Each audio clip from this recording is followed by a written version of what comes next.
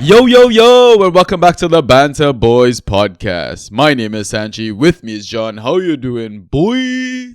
There he is. Sanji back in the building.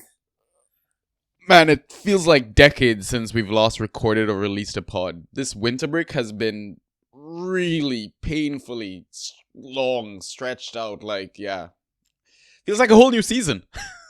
I know. Dread is setting in for me. I like it when the game weeks come hard and fast and you get like the opportunity to move on to the next game week. Yeah. It's given all our opponents time to like catch up, reflect on how far they've come, and I mean we're gonna do a bit of that on this pod as well, but yeah, it's if you like look, we've got like whole new handful of assets that have come through the door. Ivan Toney's back in the building. I mean we gotta talk about his free kick for sure. But Foamgate. Yeah. KDB's back, Now Klopp is leaving. What the hell is going on right now? I know. All right, listeners, welcome back to the Banter Boys podcast. We are a default fan tracks podcast. I'm pretty sure I'm going to butcher all these intros and stuff since I've not done them in a while. But if you're new to the pod, yeah, we talk everything fan tracks, especially just the default version of the game. Typically how we roll out these pods is we have two halves. In the first half, we do a bit of a data dump. So we look at the previous game week, which would have been game week 21, which was like the longest game week ever. And then we catch up in our league, see how we're doing, how far we've come so far. We'll take our halftime pint and then we'll jump back into the second half with Twitter or Discord questions, but mostly Discord questions. That's where everyone's hanging out. So come join the Discord, really. That's really the plug for the Discord. It's a great community. Yeah, it's fantastic. Honestly, it's a vibe. And typically, we usually do like waiver pods and stuff, but we didn't have time to do the last waiver pod because I was traveling, visiting family. Ryan was busy with work and life and stuff like that. So we're not going to really touch on waiver pod stuff this episode either because it's going to be too late. Like all your waivers would have processed by now. We'll touch on maybe a few things here and there because the FA Cup did wrap up today. So to kind of timestamp things, we're recording Sunday evening BST/Europe time. So yeah, we're going to touch on a few things here and there. But again, if you have any waiver questions, if your waiver still hasn't processed and you have, dilemmas, come join the Discord. Again, another plug. Because we have a whole new channel just dedicated to discussing waiver options and stuff like that. But yeah, other than that, is there any bits and bobs you want to chat about, or should we just jump straight into the pod?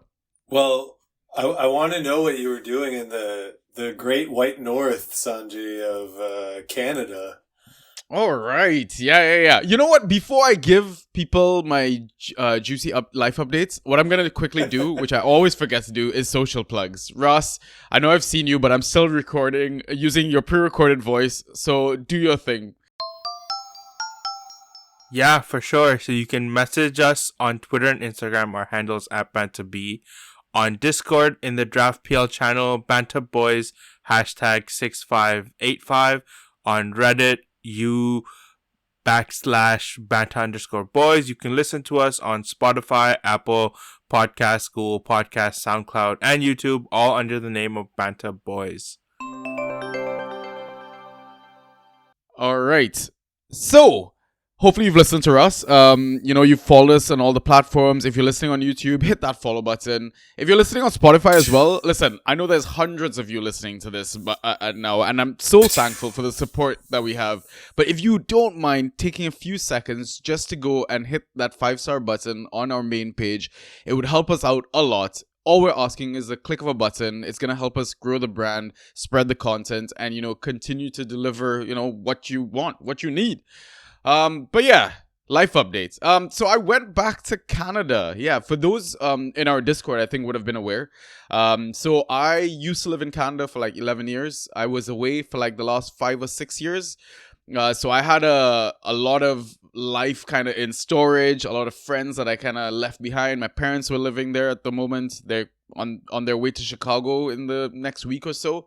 But I just, when I first left Canada, I was like, I didn't think I was going to go back, or I wanted to go back for sure. But then, a fucking pandemic happened. So, Yep.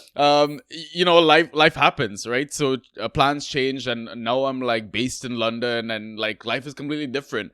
I went back, half my crew's like married, has kids. Like, I'm like, what the hell has happened?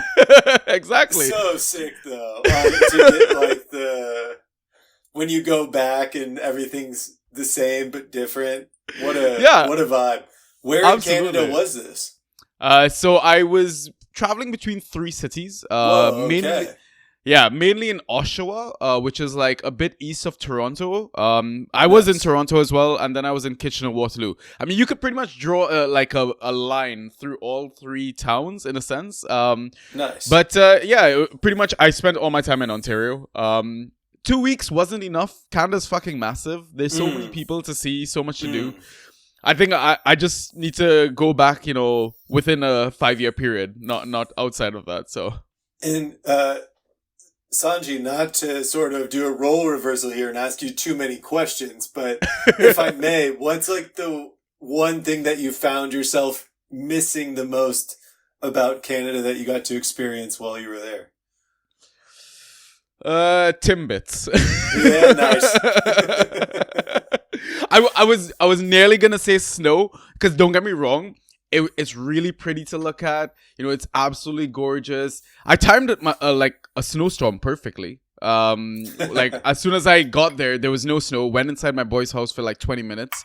Came back out. It was like a whole new world. Like, but yeah, I mean Timbits, man, donuts. Like, if no one knows what a Timbit is, it's basically like a donut but in one bite size. Like, it's great. It's perfect. What else do you need in life? So.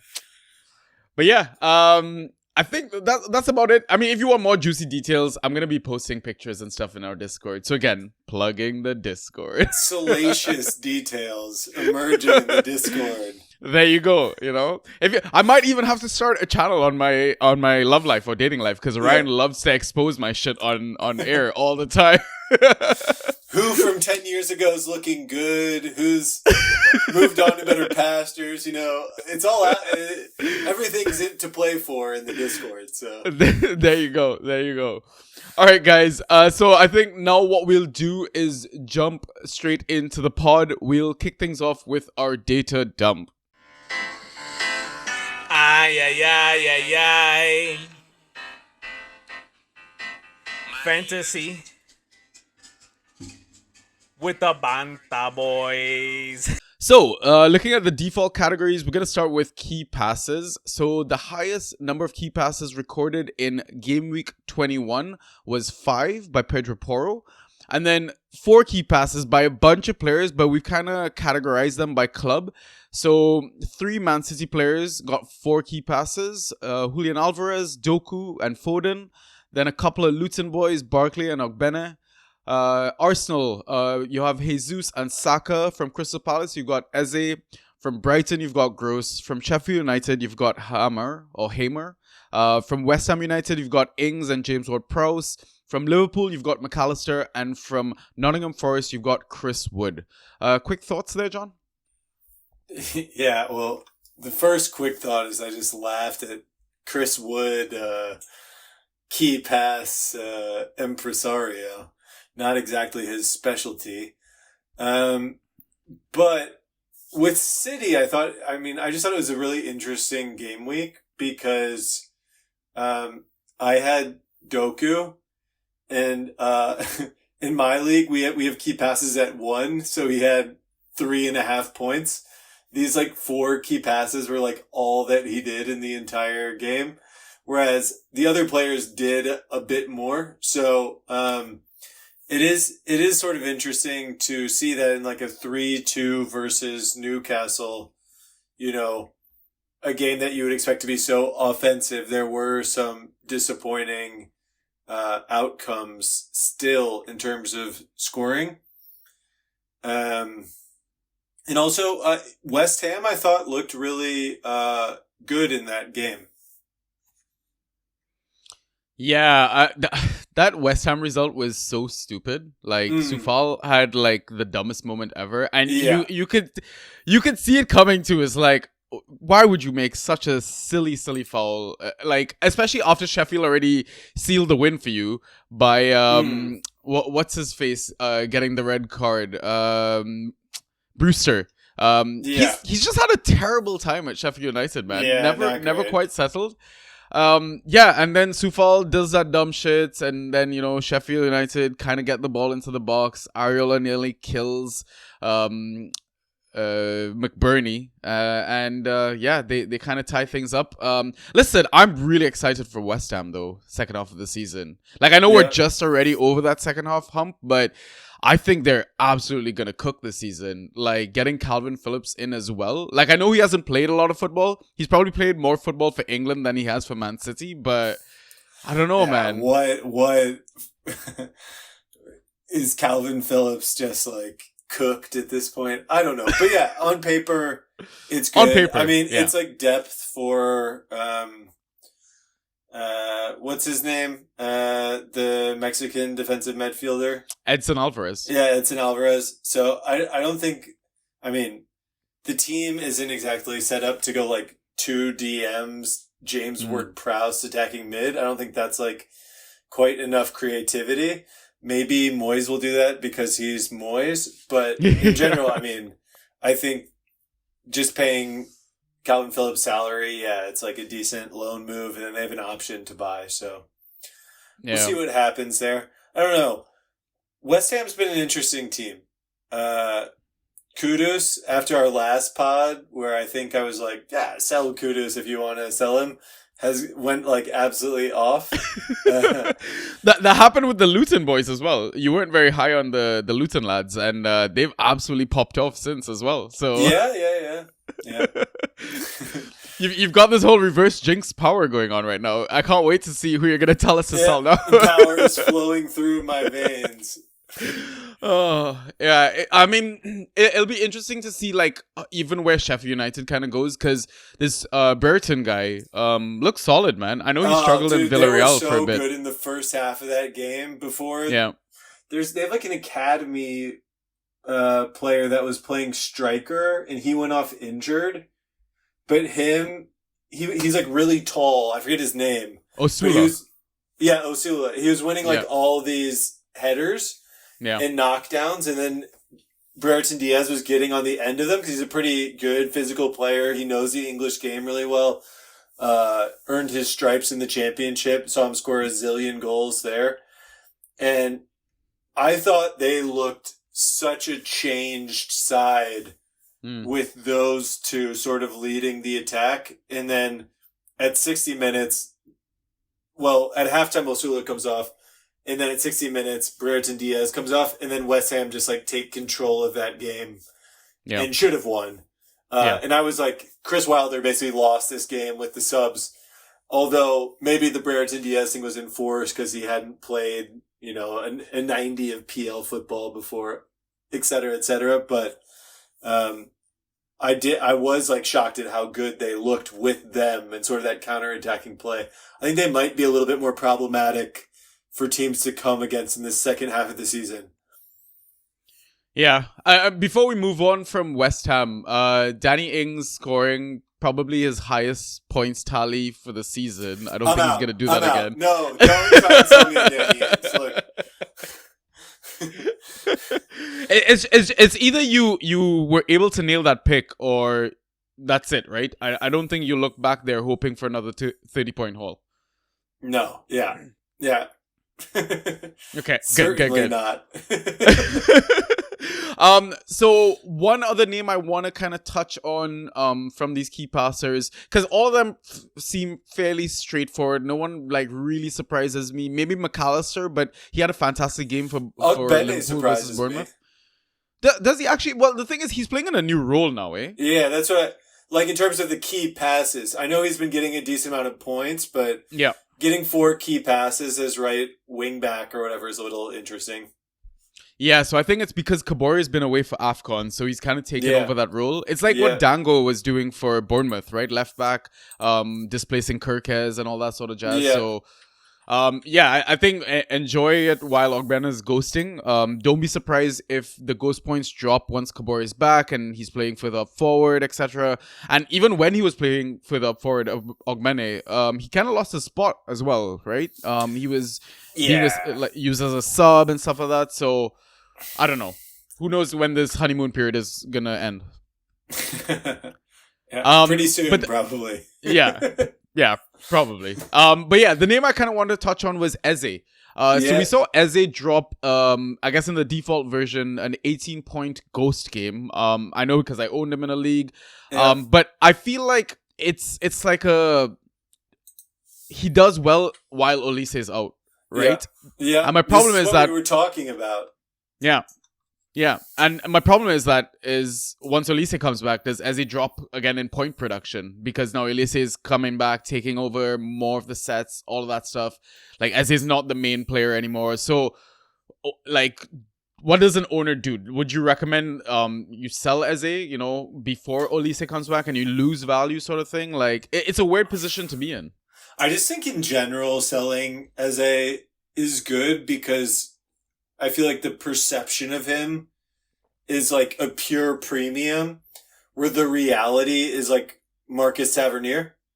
I see what you mean. And I am like crazy high on Tavernier. I like Tavernier a lot, but it's like the distance between like De Bruyne to Eze is much bigger than the distance between Eze and Tavernier. And I think like you could, if there's a owner in your league that's held De Bruyne this whole time and is sort of like mid-table before the trade deadline, you could package Eze with somebody else for De Bruyne. Yeah. I would guess, especially if he doesn't start this next game against Burnley. Yeah. I'm expecting him to start. I don't know. I'm expecting maybe Haaland's on the bench, but it's there's like all these weird leaks and stuff that's all over that. We'll see, but yeah. I mean, you don't know until you get the team sheet, because I don't fucking trust half these managers. Yeah, I mean, with Trent coming back today, I was like, what the fuck? Yeah, totally didn't expect that. Like, if you don't play, like, I mean, even if you play Fantrax, I'm sure there would have been one or two managers out there that might have traded Trent thinking, oh shit, injury, maybe he's gonna have another injury, that sort of stuff. It sounded like he was gonna be out for months. And then I was like, did Klopp like actually say this in his press conference? And then everything was like lost in the hype of him announcing him leaving the club at the end of the season. That is like, yeah, Trent's back actually, but no, I didn't see anything. So, could you imagine just at the end of that interview? Did you watch that interview, the Klopp interview? By the way? Yeah, it was insane. It was powerful. The guy just wants to be a normal man, yo. He just wants to live a bit of his life while he has it. I don't blame him. My meme of the week as a father of a newborn child is just sending people the "I'm running out of energy" screenshot. Yeah. There's a lot of memes that were already flying around because of that. Yeah, man, I'm just excited to see how he's gonna end things with Liverpool this season. Does it spur the assets on? Does it make them worse? Yeah, it's gonna be interesting. I mean, they gotta win the title at this point. Yeah, they have to, right? It's gonna be a choke. It'll be a choke if they don't. Yeah, true. All right, let's look at shots and how many were on target. So the highest number of shots attempted in Game Week 21 was 6 by a few players here. Julian Alvarez had 3 of his 6 on target. Foden with 2 of his 6 on target. Danny Ings with 2 of his 6 on target. Ollie Watkins with 1 of his 6 on target. I feel like we've not seen Ollie on the shots category for a while. Then 5 shots attempted by Isak with 3 on target. Trossard with 1 on target. Timo Werner with 0-5 on target. No surprise there by Timo. And then 4 shots attempted by Ross Barkley with 1 on target. Jared Bowen with 0-4 on target. Brereton with 2 of 4 on target. Duran, on as a sub, in 25 minutes, he got 4 shots off, only 1 on target. Eze with 2 of his 4 on target. Raul Jimenez with 2 of his 4 on target. João Pedro with 2 of his 4 on target. And Ogbene with 3 of his 4 on target. Thoughts, John? Yeah, I mean, I guess since I'm here, we can talk about the Villa players first, who I think...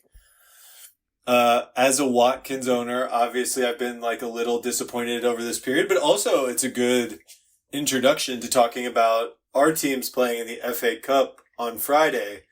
Yeah. And I think we saw a little bit of this like post-peak Villa on display there where we have a decent control on the game, but because of that, it's sort of like chances are reduced on both ends and come down to mistakes and stuff like that. Teams aren't as open against us. And because of that, it's a little harder for like our strikers to thrive as much as like the midfielders picking up space. It's something that we're definitely going to have to solve as like a Villa fan. But has sort of jumbled Watkins' value slightly.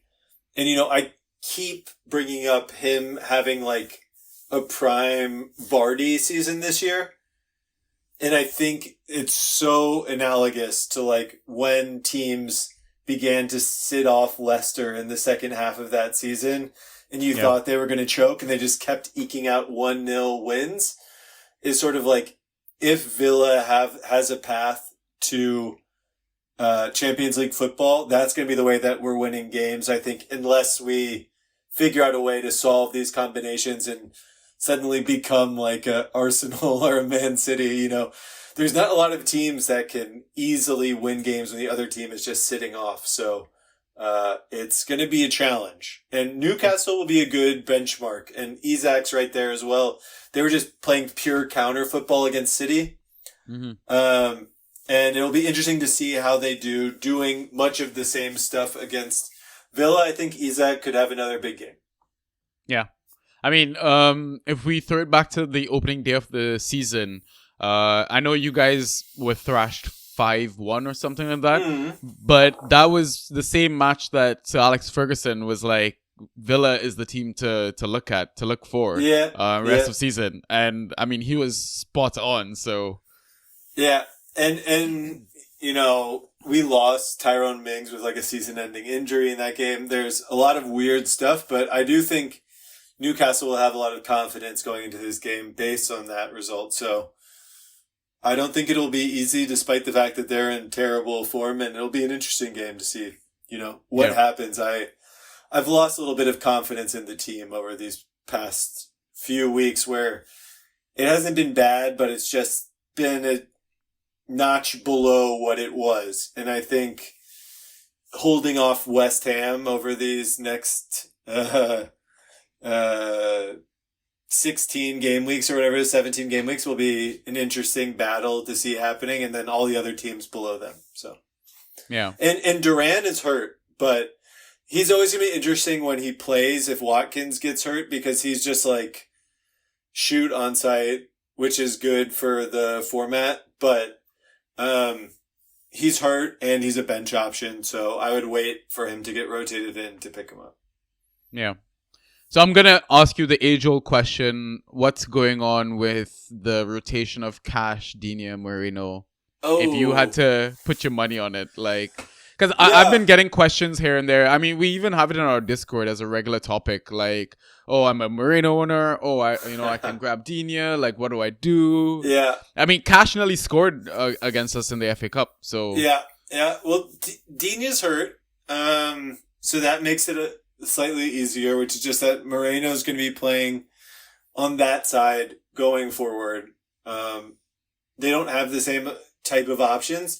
It seems like in home games against good teams, and it remains to be seen if Unai Emery thinks Newcastle is a good team, Villa will play with Konsa and Diego Carlos at center back and like right back. And in home games against bad teams, he'll play with Cash. Okay. And in all away games, he seems to be favoring Konsa and Carlos, unless it's like literally the worst team in the league. Okay, cool. And long live Douglas Luiz. Oh, I love him. Yeah, the goat. I love him. Yeah, he's the goat. Last name I want to touch on before we move on to the next category. Timo Werner, 0 of his 5 shots on target. Turbo classic Timo. Timo Werner performance. Did you get him in any of your leagues? Nah, well, so we do like the new signings. We do a blind auction at the end of the window. Ah, right. Yeah. Okay. See, now I understand things like this because I'm in a dynasty league, so like it's totally different. I've actually got a dynasty league that I'm still weighing up. So I'm being offered Jack Grealish and Doughty, and I'm giving up Mitoma. Yeah. It's interesting. Tough one, right? It's interesting. Right? Yeah, it is. It is. Like, the only thing that's throwing me about me getting Jack is, like, his age. He's kind of kicking on at this point, like 28. There's the Doku factor. And then Doughty is merely just, like, this season play. And the thing is, the reason why I'd consider it is because I'm near the top of my Dynasty League. And I could potentially win it if I do a trade like this. Whereas Mitoma is, like, what, 26, 27? He's got the age factor. And you're assuming he's going to stay in the league or have that nailed starting spot moving forward for a couple of seasons, right? Yeah, I mean, it's an interesting trade. At the same time, like, I could see Mitoma getting transferred to a big team and suddenly having the same Grealish issue. Yeah. Yeah, I don't think he's just going to stay on Brighton forever. Yeah. But he's out for like 2 more months or something, right? He's out for a while. Didn't he go for Asian Cup as well? I don't know if he played, but I'm pretty sure he went for the Asian Cup. Wow. Yeah. Okay. I think I don't own him in any of my leagues, so I'm sort of like, no one's dropped him. Yeah. Yeah. I'm just curious, what's the... Oh, yeah, it's only 4 weeks from, like, January 1st, so he'll be back at the end of the month, I guess. Yeah. Should be. But with Timo, like... Now, like, Spurs are kind of spoiled, ridiculously spoiled for attacking options. Now, Maddison's back in the fold. Yeah. Manor Solomon maybe not too far away. So, like, what are you doing with all these Spurs assets? Do you just have a piece and then just make sure that you have at least got, a full starting 11? Because it's hard for you to depend on, I'm going to say depend on Brennan, Timo, Manor Solomon, even Richarlison maybe for starts. Like, I'm assuming like Maddison's nailed, Kulusevski's nailed, and Son's nailed. Everyone else is a fucking gamble. Yeah, I don't totally know what Spurs are doing. I think it's good that they have depth. Yeah. But they're playing in one competition this season. Yeah. And for some reason they've brought in like 6 versatile forwards total. And I mean, like, I guess Kulusevski was playing in like the 10 dog for a while, but and doing brilliantly. Yeah. I mean, it's like Kulusevski, Maddison, Son, and Richarlison are gonna start. Yeah. I think that's their best front four. Yeah. Right? They're gonna start once everybody's back. But then, like, people are pot committed to these other players. And my advice would be not to get pot committed. And if you can trade someone like Timo Werner, please trade Timo Werner. I mean, obviously, like, you probably can't cook a trade there. But, if someone in your league's interested in, maybe there's a Spurs fan that just wants a starter. I have the same dilemma with, like, Bentancur, where I dropped Sarr for him and somebody immediately picked up Sarr, and I'm sort of just like crossing my fingers that Bentancur keeps playing. The Spurs tactics just lend themselves to wanting anyone that's in the lineup. Yeah, really. Just Ange ball, man. But I think now is your time to trade Timo high. Don't wait much longer because then you're gonna slowly lose value. So yeah. Cool. Next one is accurate crosses into the box. So highest number was 3 by 2 players, Hamer from Sheffield United and Brennan Johnson. And then 2 accurate crosses by a long list here. David Brooks from Bournemouth, Doughty, Estupinian, Enzo Fernandez, Pascal Gross, Callum Hudson-Odoi, Moreno from Villa, Robinson. I'm pretty sure this is Anthony Robinson and not the Robinson that's a centre back for Sheffield United. Yeah. That would baffle me. And then 2 accurate crosses by Ivan Toney, James Ward-Prowse. Thoughts, John? Yeah, well, I mean, I guess this is like the point where we should probably talk about Gustavo Hamer. Yeah. He's not available in my league. So I would have picked him up if he was. I don't know if you watched the championship. No. He played Not for much. Coventry last season, and they were in the playoff final. And he was just unreal. And almost everyone who, like, knows championship football was like, okay, selling Sander Berg, Sheffield United got a lot of heat for it because they sold him to a direct rival. But anyone who's in the know is like, okay, selling Sander Berg and replacing him with Gustavo Hamer is, like, objectively good. Like, Fair. he's a super good player. He's really aggressive. He's very sort of like, I don't know, reminds me of sort of like an Argentinian pit bull type of Yeah. like, He's strong on the ball. He's feisty in midfield. Yeah. He's got a bit about. He's got a little bit like everything about him, sort of thing. I don't think he's Argentinian, but that type of player, you know. Yeah.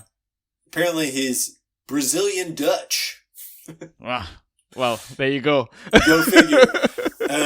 But yeah, he's like, he reminds me of someone like a, you know, Carlos Tevez. Not in terms of quality, but like in terms of intensity. Yeah. And he takes a lot of set pieces for Sheffield. And with this, like, with Brereton Diaz, who's tall and is playing as a winger, and Osolu, if he's back, there's going to be all these knockdowns, and then him in this 10 role feeding onto them. I don't know.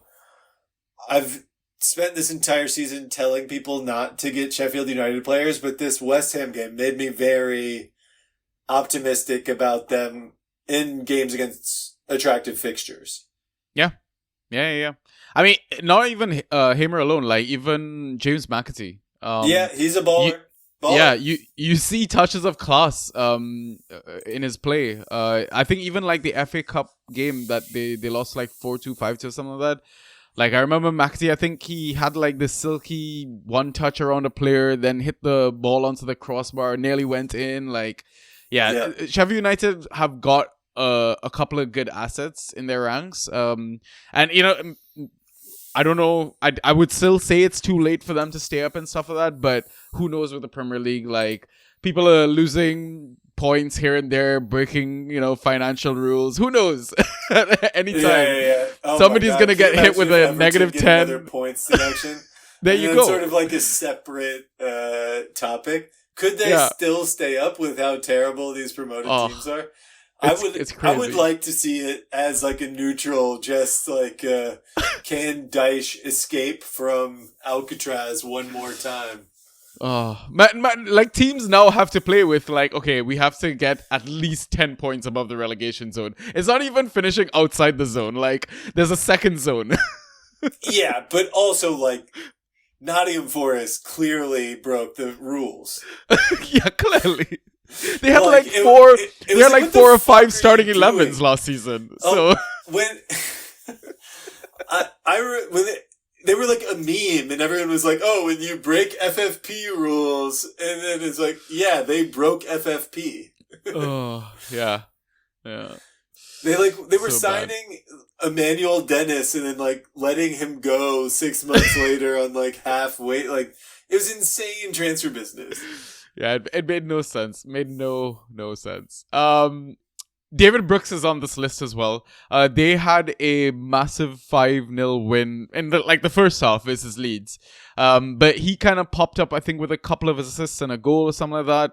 A lot of people, I think, were speaking about grabbing him up, etc., etc. I mean, even I know Brooks isn't in this list. Not Brooks. Alex Scott isn't in this list either. But he's another name that I do want to touch on really quickly. What are your views on either Brooks or Alex Scott?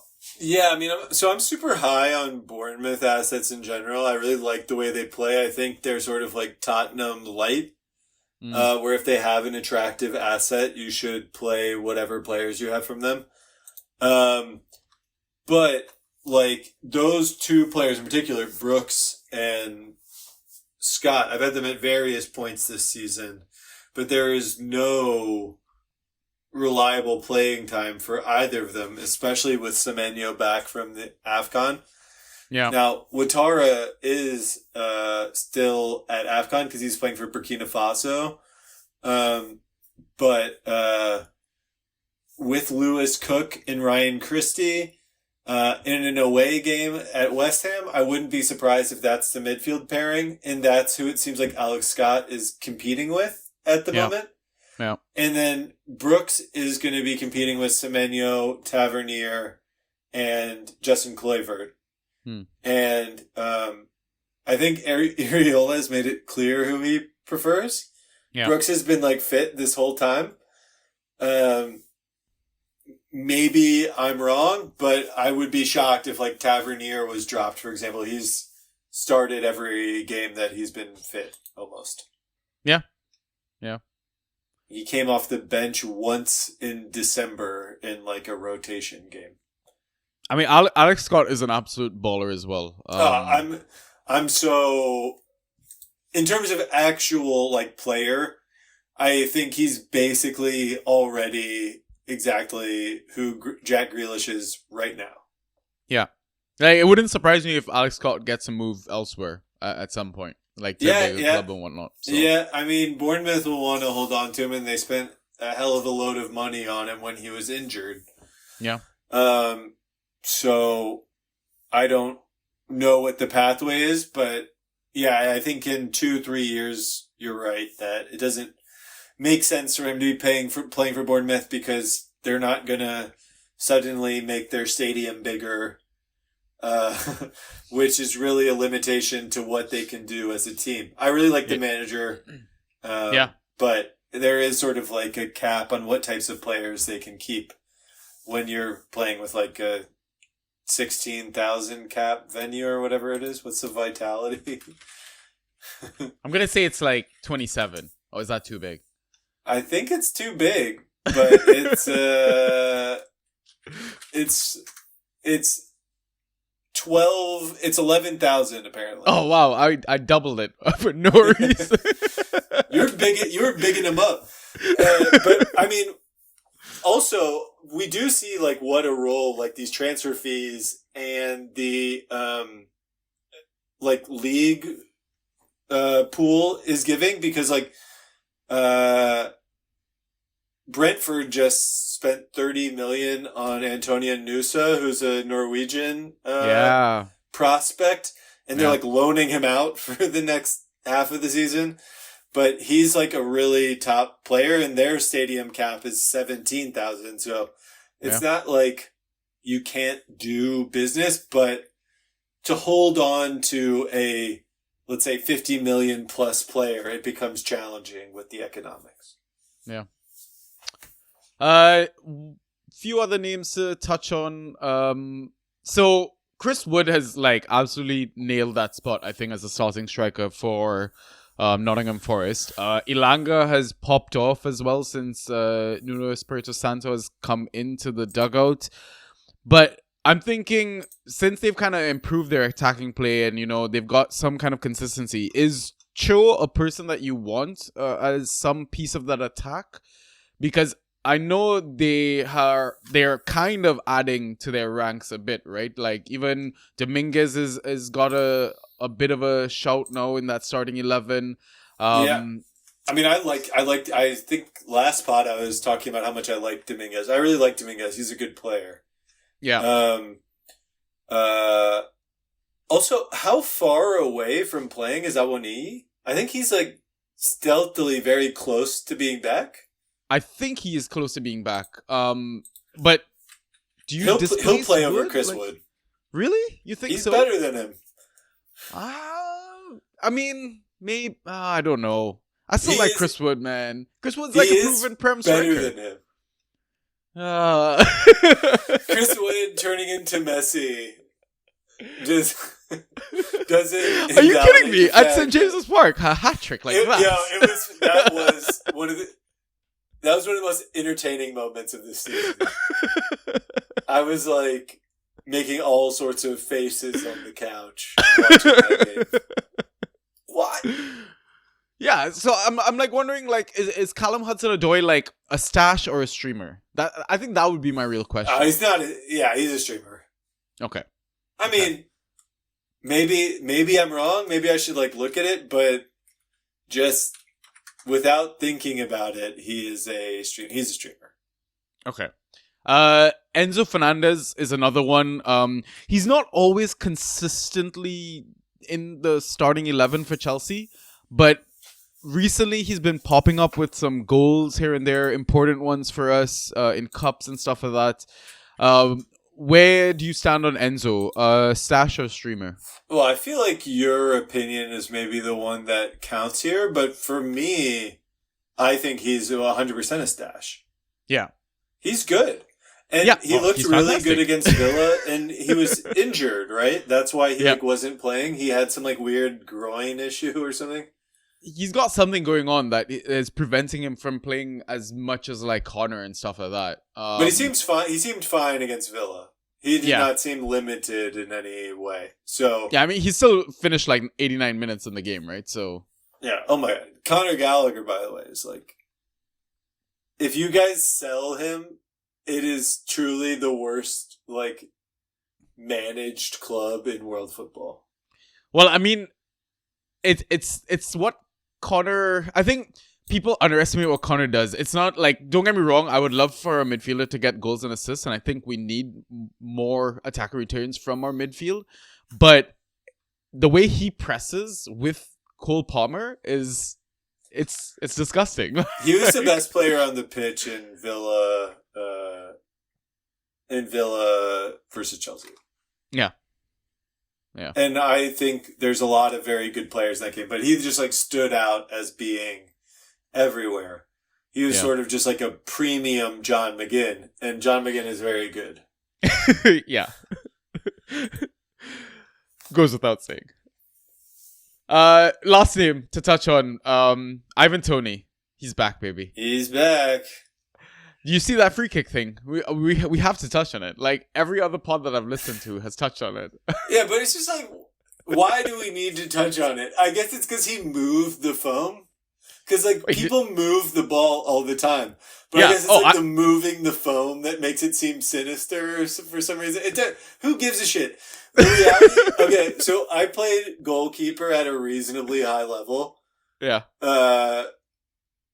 What Matt Turner committed like medical malpractice, and then everyone got mad at Ivan Toney. He like abandoned his wall and was like, "Oh, you guys are good." Yeah, I don't think Ivan Toney did anything wrong. I mean, by the rules, sure, you're not supposed to do that, but to me, like, so when I first got told about Ivan Toney by one of my boys from back home, he was like, yo, Ivan Toney is like that guy that you play with football like on the field growing up, and he's like the absolute bully. He's like the creme de la creme, like he does everything, right? He's an absolute baller. Yeah, I would and when I saw him if I was a Brentford fan.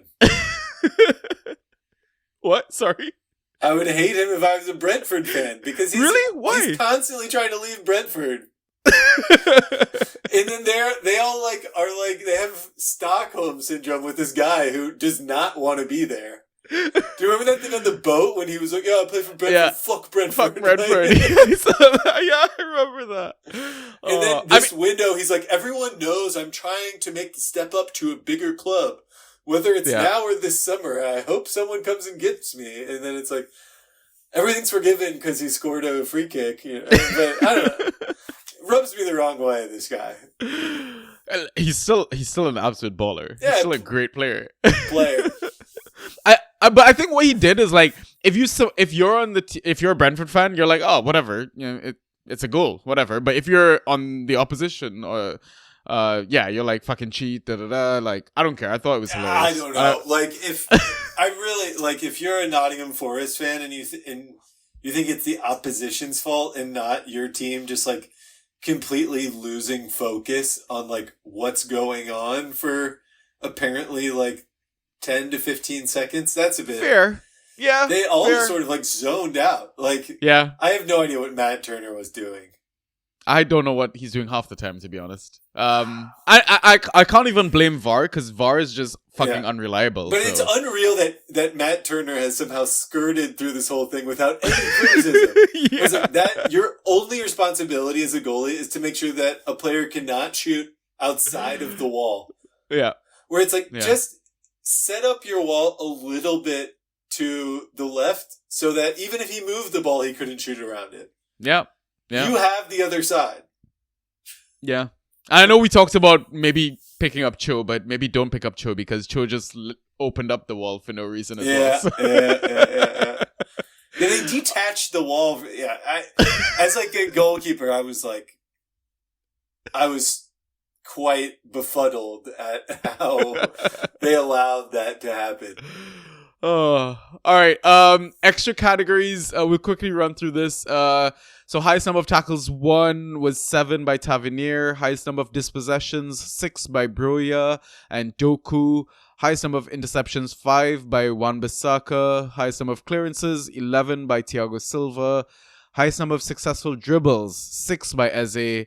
Highest number of aerials 9 by Osho from Luton Town and Tarkowski. And then highest number of block shots was 5 by Cher and VVD. Thoughts, John?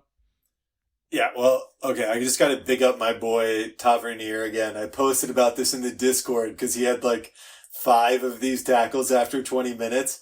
Yeah. And he is a player that always finds a way. Yeah. There are very few weeks where he does not figure out a convoluted way to get you 10 points. And 7 tackles and, like, in my league, 4 other points is the perfect example. I love him so much. I am a big fan of owning him. Couldn't recommend it high enough. He probably is not valued as highly as he should be in your league. So, give him a happy home. Yeah. Yeah. Trade for Tavernier. That is my political message. That's my campaign. Unless you're in my league, in which case don't tempt me. He seems like a player that has like late round 3, round 4 value, but maybe gets drafted in like the 6th, 7th round. I've thought about changing my entire draft strategy for next season to just be finding guys like Tavernier. Yeah. Douglas Luiz is similar energy despite playing a different position. Yeah. Yeah. And someone that you fully expect to start, fully expect to get nearly 90 minutes, full game, like, yeah. And like you said, gets points regardless of what they do. Yeah. Yeah. Life finds a way. Yeah. Tavernier finds a way. Always. All right. I think now what we'll do is move on to our next segment, which is the league updates. All right, John. So kick us off. Give us a recap of how far you've come and what went on in GW21.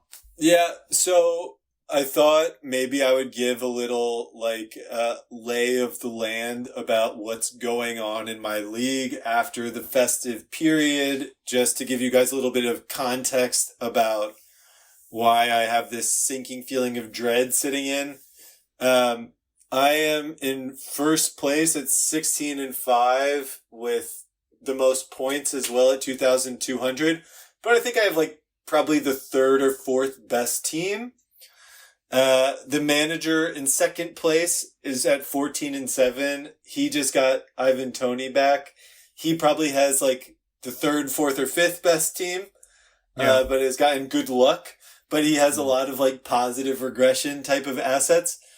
And then there's 4 teams at 12-9 that could all make a play. The second best team in the league is there at 12-9. And his team just got hosed at the beginning of the season, but they've just been going up, and up since then. So a little concern there.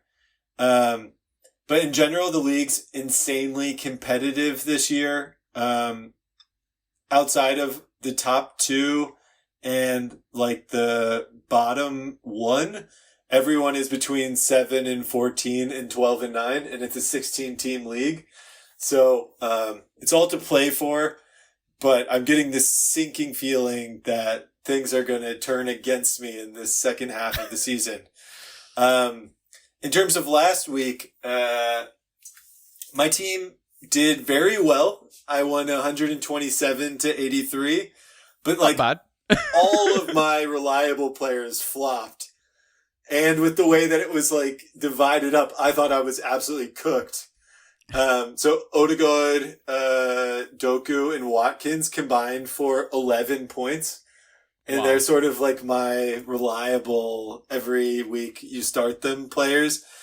And then my roster depth in streams just absolutely pulled through. Ben Mee, Connor Bradley, Joe Gomez, Wilson Audobert, and James Trafford would have won the matchup on their own. Wow. Yeah, so I felt pretty good about that. But I am slightly concerned just about the lay of the land and how to improve my team. So what are you thinking then? What's exactly your roster concern? Yeah, so I picked up Harvey Barnes, but I think he's like never gonna come back. Yeah, it's like, I should would I probably keep- drop him. Should I Yeah. hold him? I just picked him up after this last game week.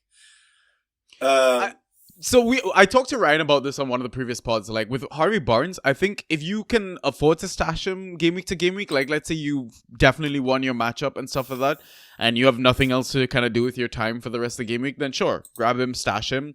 But if push comes to shove and I need to grab an FA to help me possibly win my game week, then I'm gonna drop Harvey. Yeah. And then, so I have Connor Bradley currently, but it seems like Trent is going to be back, so we can talk about that a little later, maybe. Yeah. Other than that, Dan Byrne, Joe Gomez, Ben Mee all seem pretty nailed and like decent options at this point. Midfield, Bentancur, Odegaard, Tavernier as my starters, and then forward line, Doku, Semenyo, Watkins. But on the bench, so I like having the Doku, Grealish, Combo. the handcuff or whatever. but that's Yeah. that's a tied up bench spot. Yeah. And then I have Barnes as a tied up bench spot. And then for this week, I have Gusto as a tied up bench spot. It sounds like he'll be back for that game, but I'm not going to play him away at Anfield. Yeah. And then I have Odegaard, who is a fourth forward, so he can't be subbed in anyway. So it's sort of like, do I drop Odegaard? Do I drop Connor Bradley? I'll probably drop Connor Bradley, but then like, who's the next best midfielder available or defender available? Because I can't play Odegaard. So it's slightly strange construction now. And I mean, Semenyo plays last too, so that's like... Yeah. So you can't even wait on that. I know he was on the bench for the cup game. Yeah, I think he'll play. I think he'll start even. I assume he does. He was in favor pre-AFCON. Yeah. So Yeah, Iraola likes him. yeah. I mean, we can touch on the whole Connor Bradley Trent situation right now. Like, Yeah. Trent's I don't know gonna how- start. Trent's Yeah, gonna that's the thing. It's like I don't know how much of a discussion it is, right? Yeah. Because if Trent starts and Bradley's on the bench, you drop Bradley. Like, don't even think about it. Yeah, Trent's gonna start. So, and even if he doesn't start, I don't want like 57 minutes of Connor Bradley against Chelsea. Like, I mean, we're a terrible team, but we can still Chelsea score are not goals. terrible. Hey, Chelsea are let me good. live in my self-deluded world. It's Why how do I you keep want myself negative protected. self-delusion? You guys are good. You've just performed poorly. No, but that's the thing. It's like on paper, sure, it looks okay. Like, yeah, we've got good performances, but as a Chelsea fan, you don't know what to expect. Yeah. Game week in, game week out. Like, we could, sure, we smashed Middlesbrough 6-1, and that's the standard that fans expect, especially after spending billions of pounds. But we could, sure, get a result versus Liverpool, but then next game week we drop points to who do we have next? I'm sure we have some easiest fixture, like Wolves at home. Like, Yeah. we could drop points to Wolves. Like, Gary O'Neill is an absolute mastermind at the moment. Yeah, I feel like Chelsea are mentally fragile. Like the Yeah, game I against can see that. Luton made me concerned. After Whereas, we like, went how up Luton 3 and just then like seized control of that game. Yeah. And Yeah. just started generating chance after chance. It was like, how is this possible? Yeah. Also, I mean, even Villa in the FA Cup, like, you guys had us against the ropes for 70 minutes, and then all of a sudden we were just like dominating the game. And it was like, where did this come from? Yeah. But I mean, that's kind of also been like the story of our season, not Yeah. converting chances, right? Yeah, Shout but I out do Nico think Jackson. I do think Chelsea are good. Yeah, we're still a good team, but I mean, And for fantasy purposes, it's relevant, especially in Fantrax, to be good. Like Yeah. regardless of like which way the ball falls in the net. Like if you are good, you'll pick up more ghost points and generate more attacks and stuff like that. So, dude, look, I don't want you to be too down on yourself. Out of the teams that are below us, I'm most worried about Chelsea. fair. Just like steaming through in the second half of the season because you guys are the only team that's actually putting in top 5 performances out of those that are behind the top 5. Yeah. Oh man, John, I need to speak to you every day, man. You make me feel so much better as a Chelsea fan. And we're in a cup final, so yeah, maybe I should be positive. You know what? I think live on air, I'm picking up Yuri Tielemans and I'm dropping Connor Bradley. There you go. I'll have that be the authoritative move for this week. I mean, Yuri nearly probably should have scored a couple of goals against us. He's good. Yeah. I'm very high on him. I'm going to be starting 2 midfielders that average 3 points per game in my league so far this season this week. But Bentancur and Tielemans, you could do worse. Yeah, could do. So, Sanji, why don't you tell us about where you are in your DPL, Com League, and in IGL? Yeah, so we'll start with DPL. So Ryan, my co-host for those who don't regularly listen to the pod, he's in this league with me. And the reason why he's not on this episode is because he's currently first in that league. I'm trying to see how much I can keep him off air while he humbly brags about his lead. But yeah, he's in first on 45. I'm in 6th on 36 points. So, I mean, the gap's not massive. It's a couple of wins here and there. 3 wins. Yeah. It's still close, right? So, and the points between him and me, like, in terms of the spread of other places, there's like 3 people on 39, 1 person on 42 points. So, it's gonna be a lot of movement, I think. But is his team better than yours? It probably is. It probably is. Like, I mean, if I was to look at his team, his front line, Erling Haaland, Darwin Nunez, Mateta, Adebayo, Vissa. In midfield, he's got... he have so many forwards? It's crazy. It's absolutely crazy. In midfield, he's got Barkley, Bowen, McAllister, Rodri, Oscar, Bob, and Miggy. And then defense is absolute shit because he never takes care of his defense, which is Doherty, Cher, Ben White, and Dan Burn. So I think this team can be beat. Oh, 100%. I think this team can be beat, Sanji. 100%. But yeah, so looking at my game week, so I won my game week 130 to 110. So the good stuff about my game week was, I mean, Tarkowski just being an absolute machine all season, Eze coming into his own without Olise around, James Garner as well.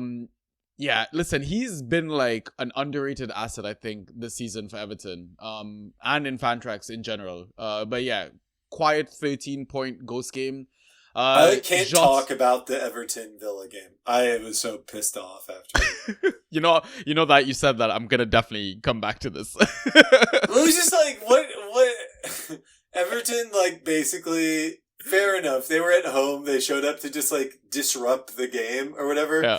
But like usually at home, you should, I feel like, try and contribute to the game of football in some meaningful way. Like getting a draw against Villa at home, if you've like sold that to yourself as being a good result, it's not. You should be trying to beat us. I mean, no Doucouré, and they don't know how to play football, apparently. Doucouré played. Oh, did he Shardash actually? re-injured him, like, running him up and down the pitch against Villa. It was like insane.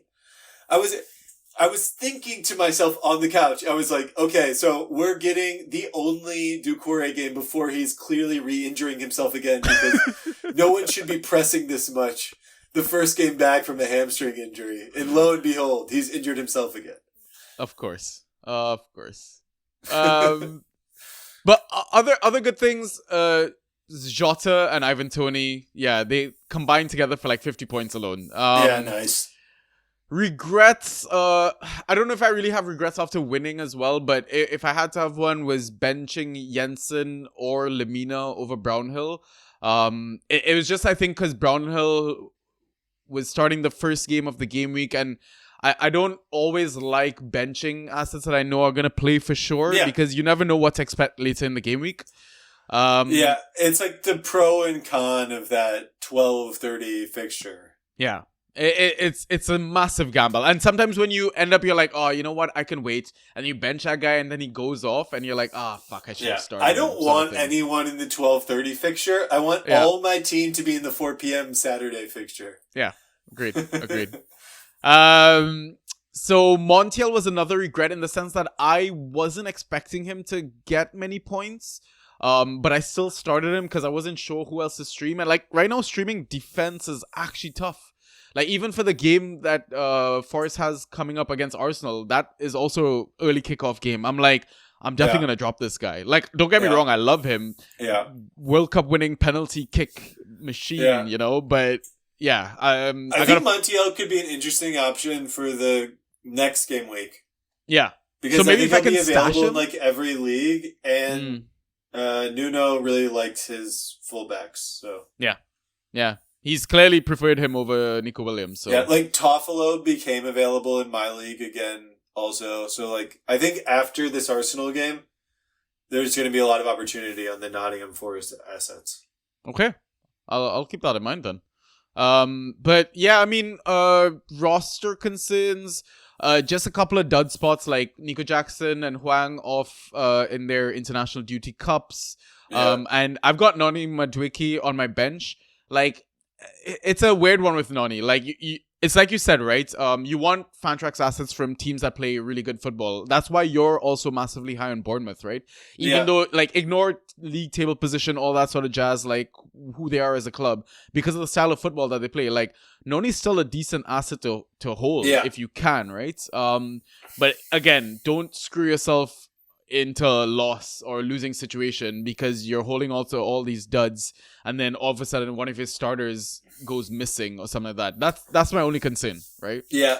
But if I can give you a bit of advice, I think he is a hold, at least for now, Madueke, because he was really impressive against Villa and I think he's earned a bit of Poch's confidence, and Senegal are going to go... If Senegal don't go to the final, I would be surprised. Yeah, agreed. They are cooking in AFCON, dude. That team... Yeah. Have you been watching AFCON at all, by the way? I'm playing AFCON Fantasy. Oh, are you seriously? Yeah. Okay, so I'm doing this hybrid draft. That is sicko behavior. I know, I have problems. I know. No, I'm doing like this hybrid draft budget version. Like we found, it's basically my dynasty lads.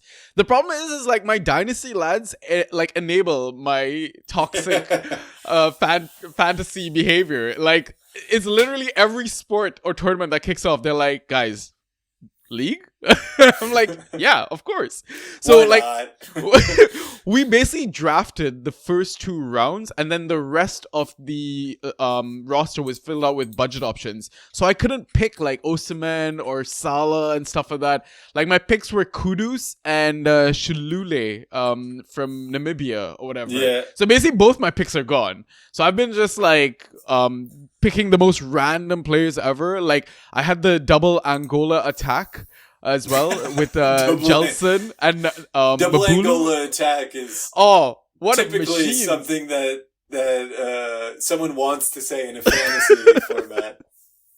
Listen, they combined together to get me 24 points. Absolutely smashed it. Like, and this isn't even Fantrax scoring. So I'm like, I think second in my league out of like the 15 of us. So yeah, I'm not doing too bad. My wife did a documentary project in Cabo Verde. Oh, right, okay. They've been absolutely smashing it in AFCON. Yeah. I have a kit downstairs, so I've been like pulling for them. Oh, I mean, they're sick. Undefeated and knocked out Ghana and drew with Egypt and beat Mozambique too. Like, it's crazy. It's like a little island. Yeah.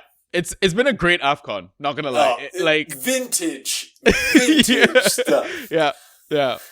It's funny that you mentioned Cape Verde. Like, what the guy who's winning our league right now, I think has like the best team name ever. His team name is Get Cape Verde, Wear Cape Verde, Fly.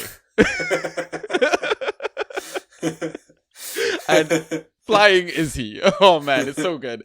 But waiver picks, I didn't make any waiver picks for my DPL team. I thought it was fine. Like, I kind of just wanted to see how the game week plays out. I'm just trusting my team for now. There wasn't anyone that I wanted to grab, and even if I wanted to grab someone, I couldn't have played them. Like, it was either forwards who are always available, maybe a mid or two here or there, but it was really defense that I wanted to stream, and I didn't see anyone in the FA waiver pool, so I'm just gonna wait, see how lineups come out, and then just make a gut call. For IGL, quickly to run through this, I also won there 107 to 84. Give me good. I went with double Wolves defense, like brave man that I was against Brighton. But now Brighton, with their back-to-back 0-0s, is like, okay, do I play defense against Brighton now? Like, are they only scoring in cup games? What's going on? But that paid off.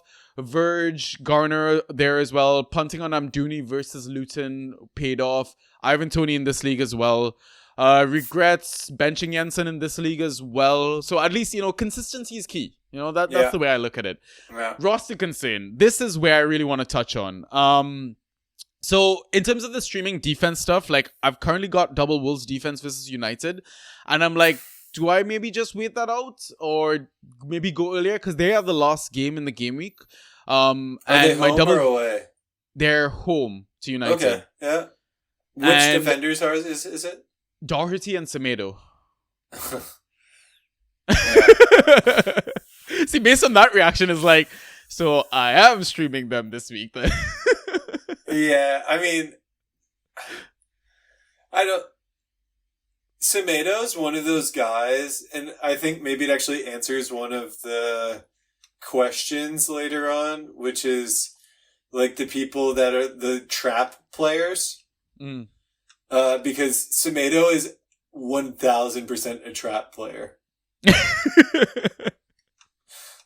really is. He really is. Arguably the number one trap player. He plays every week and will never get you more than like 14 points and will average like 6 points. Yeah. Yeah. And when you don't own him, he goes off. Like... So I'm not sure what to do there. Especially now Rashford is in the bad boy books again. He's gone clubbing. Dude. Well, I was texting my league mates about this, which is like, this has to be the beginning of the end for him and Man United. You can't, at any job, being too hungover to do your job is not a great look. But he's a doctor. I especially don't want my doctor to be too hungover to do his job.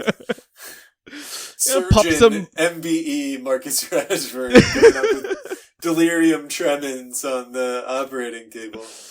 Vitamin, B12 vitamin must be going through the roof right now. Invest, guys, invest. But yeah, so to kind of touch on United as a whole and all that, Bruno Fernandes is another roster concern that I have. I'm I'm at my wit's end with this guy, man. Being my round one pick, yeah, he's just not as good as you wanted him to be. He fucking scored today in the cup. Yeah, he's good, but he's good. He's good. He's just not as good as you want him to be. Yeah.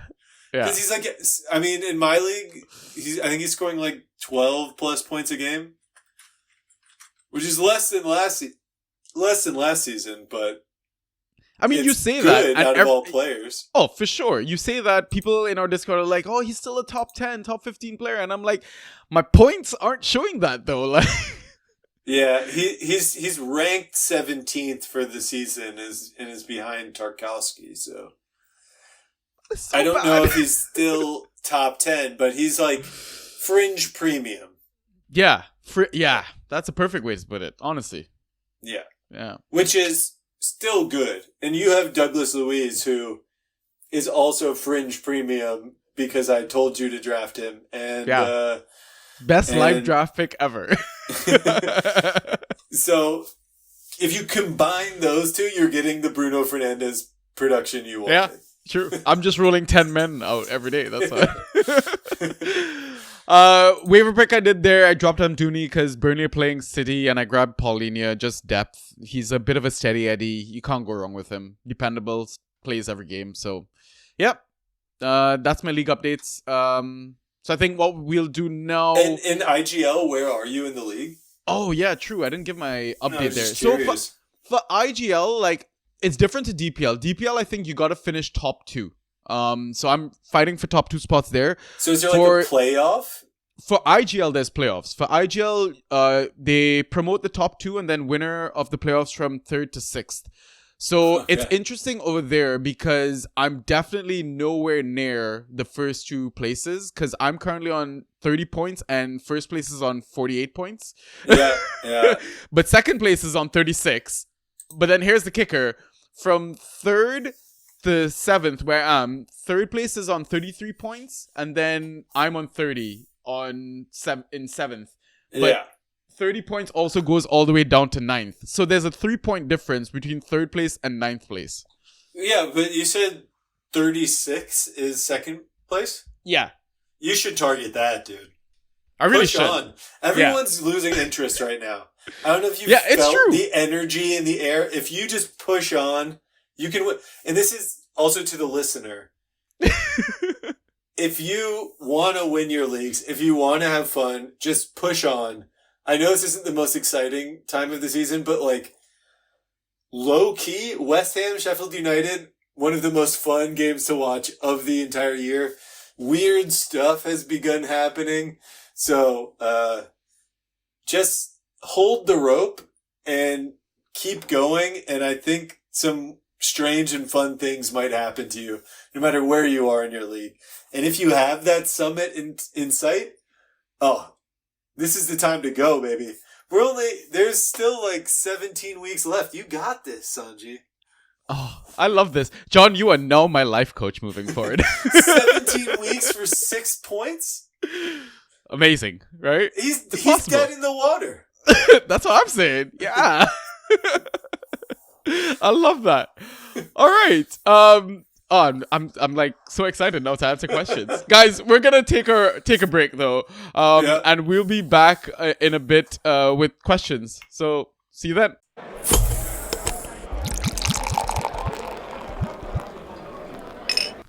And we are back. It's going to be a weird next couple of game weeks. Game week starting in the middle of the game week and then back on the weekend again. Like They need to stop with this. Whatever they're doing. Like, as good as December was, they've completely managed to, like, botch the month of January. Yeah. They really have. Also, we've got like blanks and doubles coming up and stuff like that. I know we didn't touch on it. It feels a bit early to get there, but I've But started there's to have my eye on Brentford players. Even Yeah. though they don't have good fixtures in those games. Like, all of the Man City assets are owned, so... Yeah. Getting 2 fixtures is good. yeah, it's true. Objectively speaking.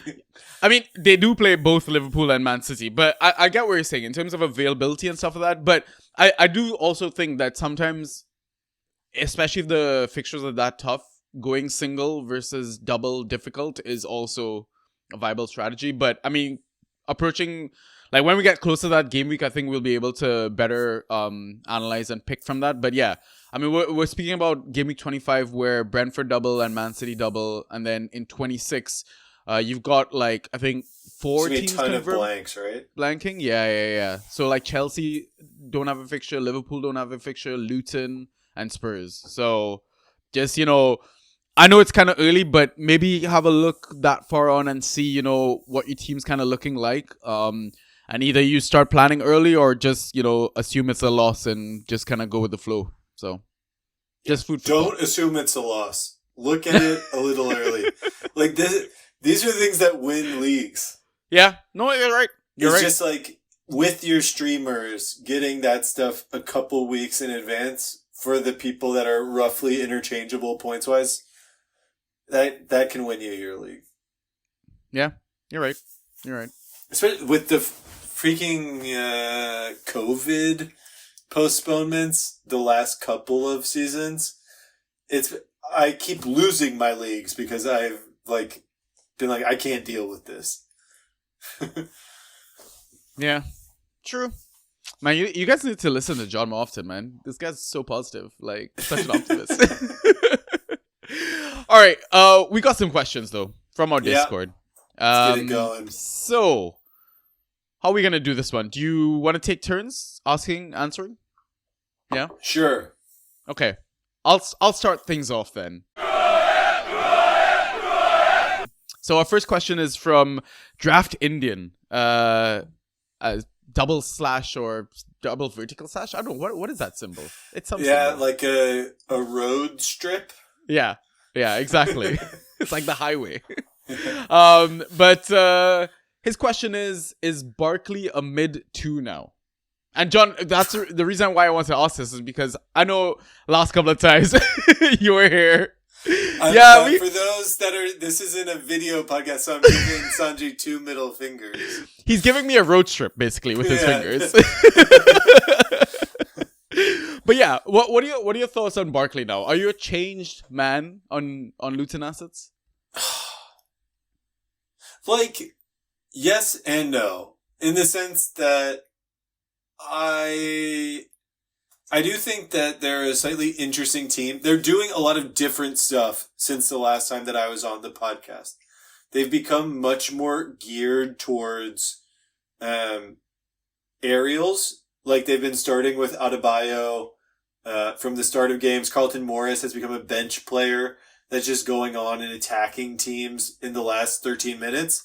And I would love to know, like, with a player like Barkley, how many points he's getting in the last 15 minutes of these games. Because it feels like every single game that they play has, like, an insane ending sequence where they're either losing or winning a game with, like, a late Barkley assist or, like, big chance created or something like that. So there's no doubt that he's putting up some big numbers over the last couple of fixtures.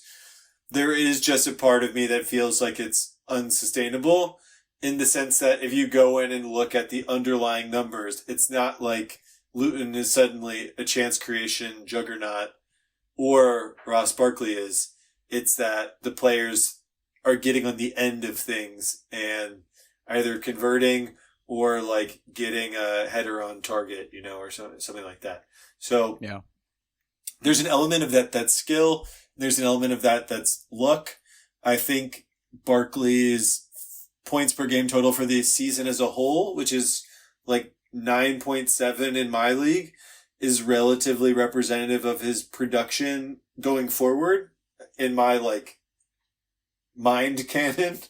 So that's like probably a mid 3, sort of similar to John McGinn, but with injury risk.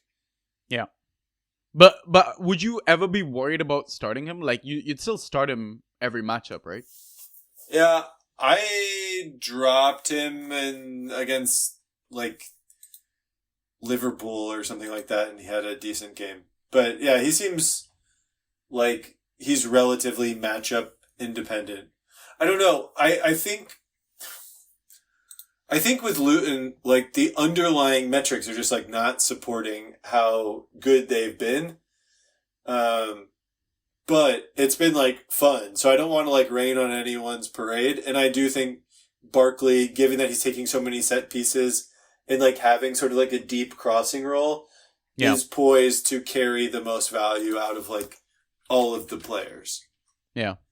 I think it's his deep lying role that kind of gives him that safety net of I can get points in other ways, if not through key passes alone.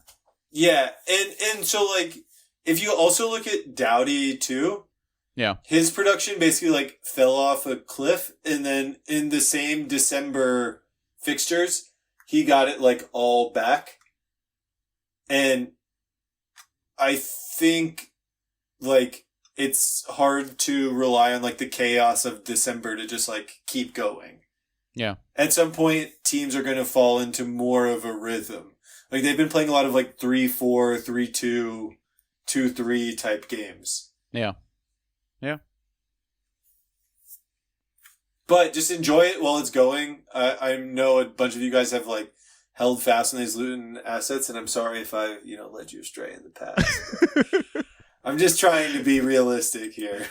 No, I totally get that. And I understand why you'd say like mid-3 and stuff, like looking at the data and all that. But I think, people are just kind of, because they see this recent consistency, that's why they're kind of pushing him into mid-2 range. But yeah, I'd say as low as mid-3. But yeah, but yeah.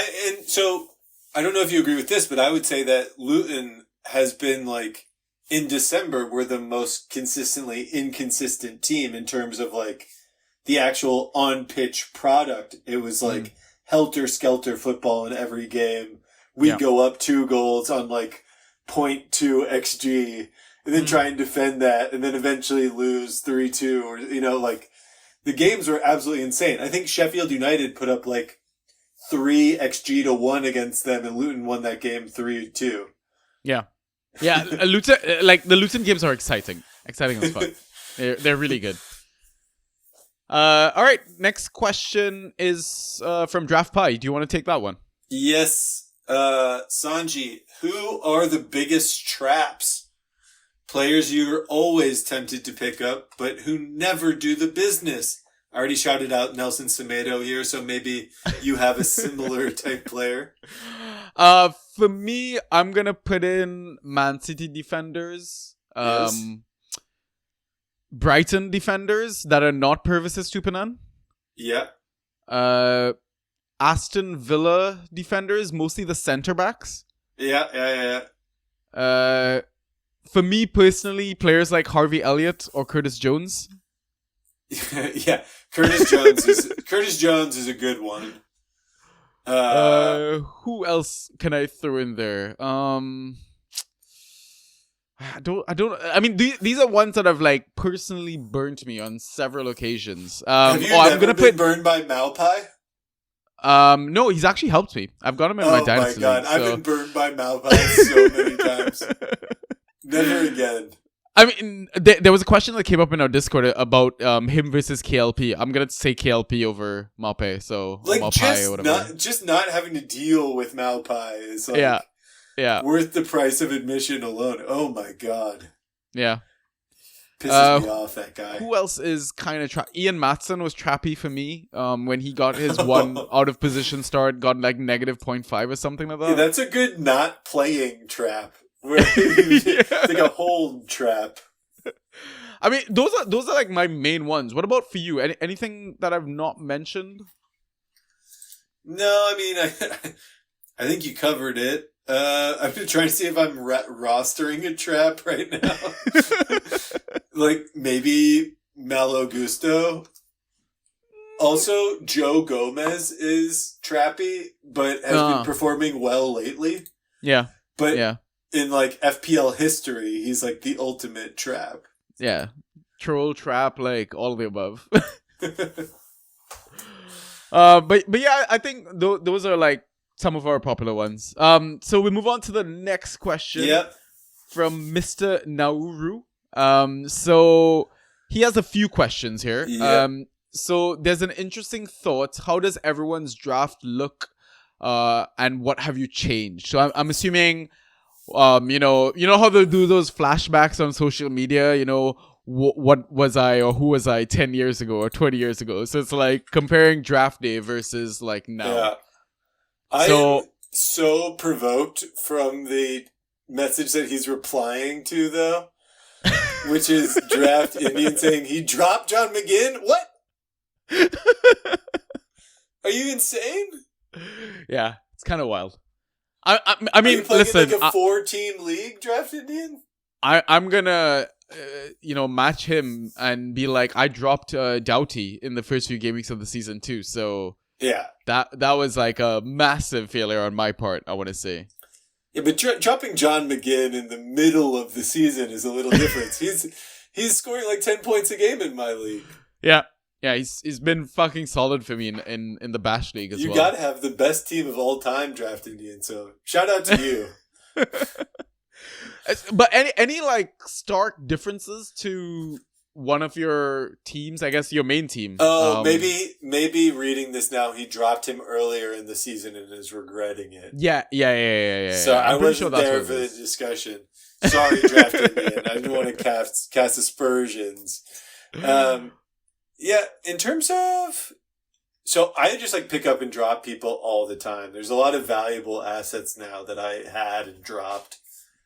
No one that I really regret. Like, as long as you just keep your premiums, Yeah. you don't wind up regretting it, really. Like, I mean, I would like to have Ross Barkley, somewhat valuable, but is he really getting into my team over Bentancur, Odegaard, Tavernier, and Tielemans?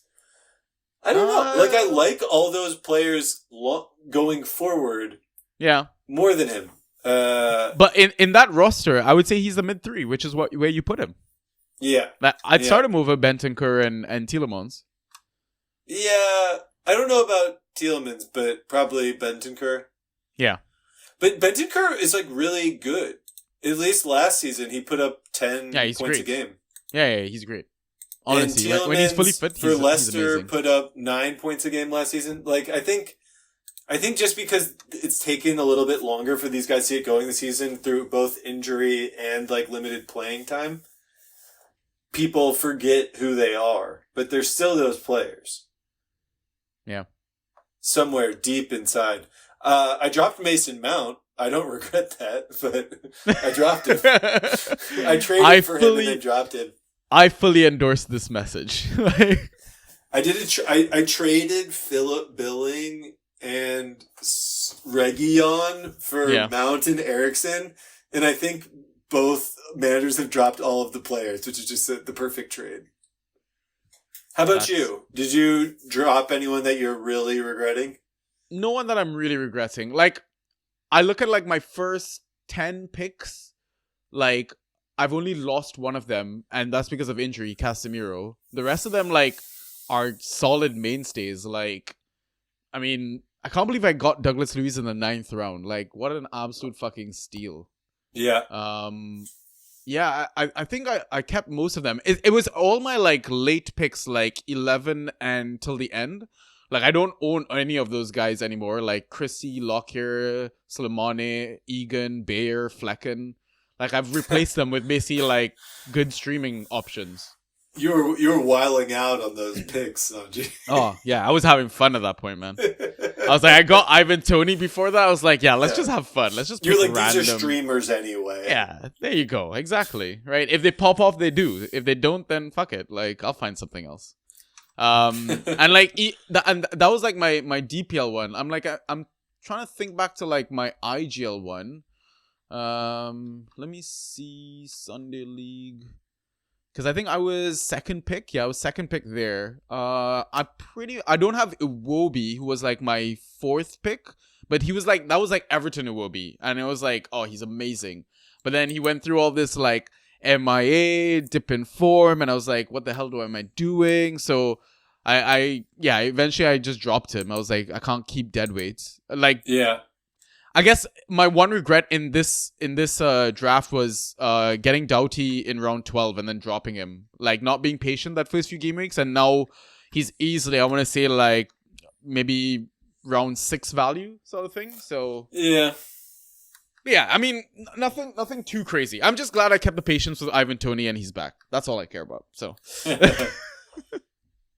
All right, so the next question... I'll ask this one to you if you would like. Yeah, sure. Go ahead. This is also Mr. Nauru, and he wants to know, how do we rank Gordon rest of seasons? Barnes coming back is a concern, but surely he is safe given his form so far. I don't think it's a concern for Gordon. Like, I think he's been lights out for Newcastle. He's been amazing. Isn't also Miggy, like, potentially on his way to like Saudi? Like, no, I've been seeing he's just signed a links and contract extension, so I guess stuff. who He might knows? stay then. Who knows, man? But I mean, But like, Almiron has been terrible, so yeah. So I don't see why Barnes can't like come back in. And I know Barnes typically plays off the left. I think that's what he did for Leicester and stuff like that. But I don't see why they can't interchange that those positions, even for like Gordon and stuff like that. And yeah. when like limited, small, tiny sample size or whatever for Barnes, but I don't think he ghosted that well. Like, I know he scored like that goal and assist off the bench versus you guys opening day of the season, but apart from that, he didn't really show anything else. Like, I still think like Gordon for me is above Barnes, and Barnes has a lot of work to do to displace him. Yeah, I don't know if they're necessarily competing like you're talking about. Yeah. And it's not like Callum Wilson or Isak are going to stay injury free for the rest of the season, right? So there's always going to be, I think, spots to compete for up top. So I think Gordon is safe and Barnes is maybe fighting, really. So yeah, Barnes was really good for Leicester though. So he was great. Yeah. if he can, I mean, I could see him doing a similar thing for this Newcastle team as he did for Leicester, if getting in the same areas and stuff like that. So I don't think we necessarily have to be down on Barnes to be high on Gordon. I think Gordon's a good player, and if that's going to keep Barnes out of the lineup, that's going to keep Barnes out of the lineup. But if it doesn't, they'll figure out a way to get them both incorporated. I don't think Almiron's keeping anybody out, so it comes down to like preferred position, or if like Gordon is as versatile as people think he is. Yeah. Exactly. The next question's my favorite question. Yeah. By So, the way. final question from Mr. Nauru. Which Olympic sport do you think you do best at with 6 weeks of practice? This is such a good question. I've been thinking about this since you sent me the questions, and I think they're sort of like an obvious answer, but I'd be curious to know if you have the same answer as me, which is that it can't be a sport that basically has anything to do with your physical attributes, because I'm not suddenly going to get into like world-class athlete shape in 6 weeks. And in terms of the Olympics, that reduces us to not many sports left. And I'm going to go for a game that I feel like I would be really good at and lends itself to being irrationally confident, and that is curling. Ooh, okay. Fair play. I did not see that one coming at all. Very nice. Have you ever played nasty curling? at curling. I love shuffleboard. Like, Yeah, shuffleboard's great. I have the touch. I think. Right. The finesse. I think I have the touch. There's definitely some things I'd have to learn, but with 6 weeks, get me on the ice 40 hours a week. Yeah, I can see that. I think I could do a job. Do a job for Namibia's curling team. I can see that. Have you played curling before? No, I would love to, but I have not. I've watched someone do it. You got 6 weeks, so. Yeah. Get in the gym, baby. Sanji, what do you think? I think that's a great shout for you. Curling, solid one. I was thinking for me as well. Like, so I've like dabbled in Olympic sports through school sports and stuff like that. Whoa, don't raise your eyebrows thinking that I was like any professional. Like we had the opportunity to try different things, and you know, I tried a few. Like I've tried shot put, I've tried javelin. Don't go to track and field. You know what then? I'm gonna go with artistic swimming. Oh. Yeah. I know how to float. I can swim. All I gotta do is just look graceful doing it now, right? And surely in 6 weeks, I can look absolutely beautiful in the water, right? Which event would you least like to do with 6 weeks practice? Ooh. Least like to do with 6 weeks practice. I don't think I can say bobsleighing because I don't know, like that's after where watching my Cool mind Runnings, went immediately, but the skeleton one where you go head first. Yeah. And it's exactly. like people have died doing it. I could not bring up the courage to do it. Yeah. I don't know if I'd do that. Surfing. Equestrian as well. Like, I'm not sure I trust this horse, bro. No, Like... I think I could be nasty at equestrian. Equestrian might be number 2 on 6 weeks practice. Get a connection with the horse. Yeah, and maybe fencing. Yeah, I don't know. Yeah. I feel like I'd get embarrassed, like, badly. Like, Get beheaded in a fencing competition. By a very dull blade. Oh, I fucking love that question. Thank you so much, Mr. Nauru. Really, really, really enjoyed that. All right. Yep. I got one here for you from Draft Espresso. Yeah, so this one's about like making comparisons for teams and players. And I posted his example and I thought we'd come up with our own, maybe. So the example is that Ferguson, is his name Nathan Ferguson? Yeah, Nathan Ferguson. Yeah. Is a bit like going back to the dealer that sells you oregano 9 times out of 10. The one good time might be a hat trick, though. Hell yeah, brother. Love that optimism.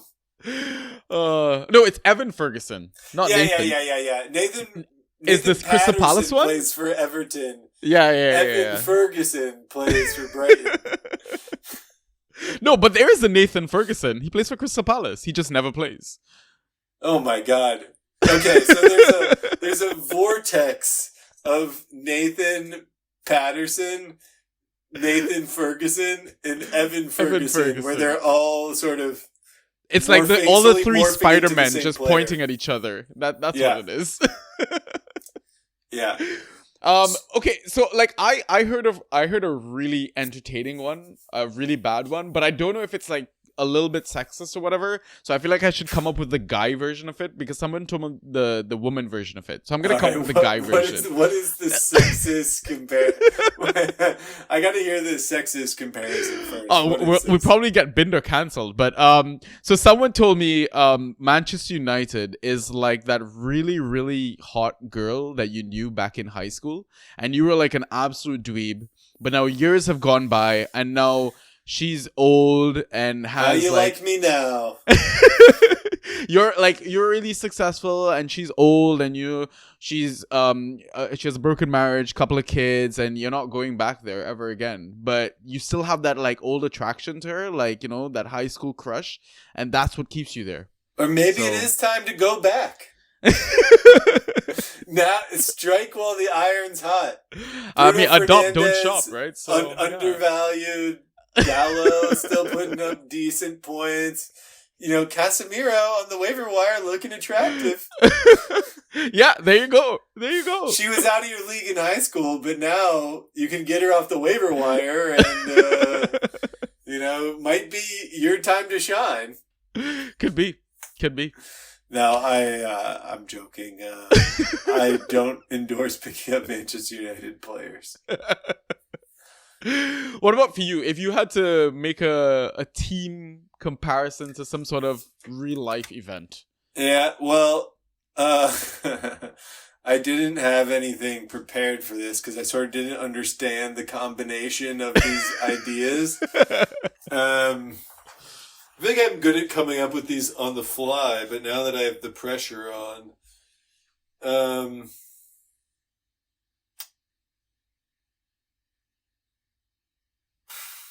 we can come back to it if it pops in your head.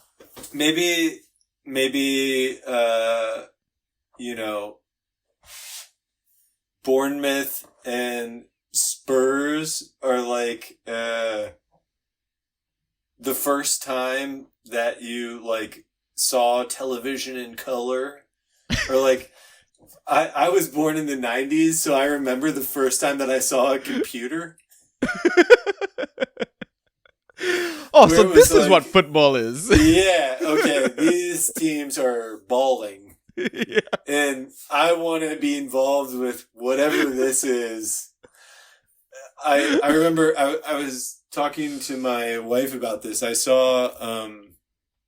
remember seeing MS Paint for the first time. Oh, yeah. And I thought it was the coolest thing. It was like in my friend's parents' basement. Yeah. And my friend was just making something on MS Paint. And I was like, what is happening here? What is this magic? A child witnessing the future. Yeah, that's a perfect way to describe both Bournemouth and Spurs right now. Yeah. Love that. So Draft Espresso has another question. So it's about goalkeepers. Yeah. So he's asking whether to stream weekly or to hold. If you ask Draft Lad, streaming is the way to go, as you can use the extra spot during the week to find value off the waiver wire. What do you guys think of this approach, or is it worth to try to find a consistent goalkeeper? Oh my god. Yeah. This guy is playing 4-dimensional chess using the spot during the week to get Draft Lad value is off amazing. the waiver wire. Yeah. Absolute ledge. Yeah. Fantastic guy. This is like in the movies when like the computations flow down the screen, like in the Matrix. The Matrix, yeah. I do not do that. With goalkeepers, my attitude is that you keep your goalkeeper until you find something better. Yeah. And then you cheat on your goalkeeper. And, kick it to the curb, maybe to be picked up again, but generally not. So I've been rolling with James Trafford ever since I dropped Neto when he got injured, and he, since Neto got injured, has put up 12, 7, 23, 10, 18, 16, 6, and 11 in my league. Yeah, I mean, even though Burnley concede goals, he's gonna make saves. I feel like he's gotten better as the season has gone along, so I don't mind that. And I'm assuming you kept with Trafford because you couldn't get Neto back, because I know how much you love Neto. Yeah, I couldn't get Neto back, and but I saw some stuff in Burnley's data that suggested Trafford would be by far the next best pick. Yeah. And he's been putting up better performances than Neto. So I've been pretty happy with that shift. I also had David Raya for a second, but goalkeepers on good teams they don't do anything for me. Yeah. Yeah, they don't. I mean, one of the worst assets in the game is Ederson. So yeah. I don't want the finished article. I want something that I can, shape and mold. What do you think here? Do you do this 4D chess approach? Are you like dropping your keeper every week? No, if once I have a decent keeper, I kind of just stick with it. I do think you can stream that position. Like, it's possible. Because there's always going to be some goalkeeper that will get you close to, let's say, around 8 points. If you get 8 points from your goalie, I think I'm happy with that. Right? Sure, it helps massively when you get like those 20 plus point hauls, like, you get from Trafford and stuff like that. But you're not always going to get that from an asset. But if I find a good one, I stick with him. I kind of monitor the form. If I notice, like, it's what you're saying is, like, maybe the team starts doing better and he has less saves to make, and now he's just conceding the odd goal and he's scoring like between -2 to 4 points every game week, then I'm gonna drop his ass. Like, yeah, but that's ideally what we got with Petrovic. I owned him for a couple game weeks also. Yeah, and he's good, but I'm worried about Chelsea just like not conceding enough chances. And that's the other thing about him, right? So, like, ideally, you want to target maybe people around the relegation zone sort of stuff. Like, yeah, they might concede goals and all that, but they're probably going to make enough saves to counteract those deficits. So yeah. So I think either one is good. Like, I don't mind Draft Lad's 4D chess play, so. I mean, it's sick. It also depends on your league size. So if you're like a 10-team league and you can just stream in whichever of the keepers from the bad teams has the best matchup, by all means do that. And like, there's people that do the advanced analytics out there. I think like the Draft Society has some of those leaderboards and stuff like that in terms of expected goalkeeper points and stuff like that, which is in general going to be slightly more accurate than outfield players, I feel like. But I'm in a 16 team league, and that means basically all of the good goalkeepers are owned in any given week, and there's only going to be 4 starting goalkeepers that are unowned. Yeah. So holding on to a good keeper that's like in the top quartile of keepers is worth it. Yeah. Yeah. Cool. We've got one final question. Yes, sir. And that's from co-host Ryan Jugos. His question is, do you think AFCON and Asian Cup players should have gotten red flagged? They're not actually injured. So like Onana, for example, has a broken red flag. Yeah, so like they should have just come up with like a different visual representation of this. It would have been nice if they had like the flag logo type thing of AFCON and Yeah. the Asian Cup for like these flags, but I think if anything, it's representative of Fantrack's investment into the draft fantasy game. Not that, look, we love the folks at Fantrax, but it does take them a long time to implement a feature. Yeah. Yeah. Famously. Yeah. So, but I think it would have been nice, but it is better than nothing. Like, it's nice to know that which players are there and which players aren't. If you're like way on top of it and are playing in sort of like a home league, maybe it would have been nice to have the competitive edge, but, I don't know. I think it's nice that there's sort of like an amount of information available, but it does make like Pape Sarr look like he's actually injured right now, and he was kind of injured, so I agree that it's like confusing. Yeah. But I mean, you said it perfectly. Like, for them to put together a whole new flag color coding system, it could have broken the game altogether. But I guess it's the red flag, broken red flag, all that sort of stuff would have been more useful for players or leagues that have IR spots, right? If you've got a popular African asset, like for example Kudus, you could have just stashed Kudus, right? If you're in a pickle, good point. And you don't need to drop players like that, then yeah, it is useful. But for a lot of these popular community leagues, we don't use IR spots and stuff like that. So, great point. So I gravitate towards what you said, which is it's a good visual reminder of this guy is just not available. I mean, yeah, he's in a totally different country / continent / atmosphere. Like, yeah, and even in leagues with IR, I think like, so maybe from like the beginning of the season, you would have avoided Salah or something like that because you wouldn't have thought you would have been able to use an IR spot on him when he's at AFCON. So I'm like sympathetic to that viewpoint where it's like, okay, I didn't understand this was going to be the rules. They never talked about this. But at the same time, I think it encourages the best product in everyone's league when you can put players that aren't available on IR instead of just having to drop them or like drop a bunch of relevant players down to streamers. It's more fun when you're able to put out like the best lineups. I don't really take a ton of pleasure from like winning in weeks when my opponent feels like 7 players.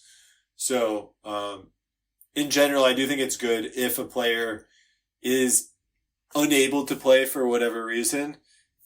I don't mind them getting an injury flag and being able to be eligible for IR. yeah. Yeah. Fair. All right.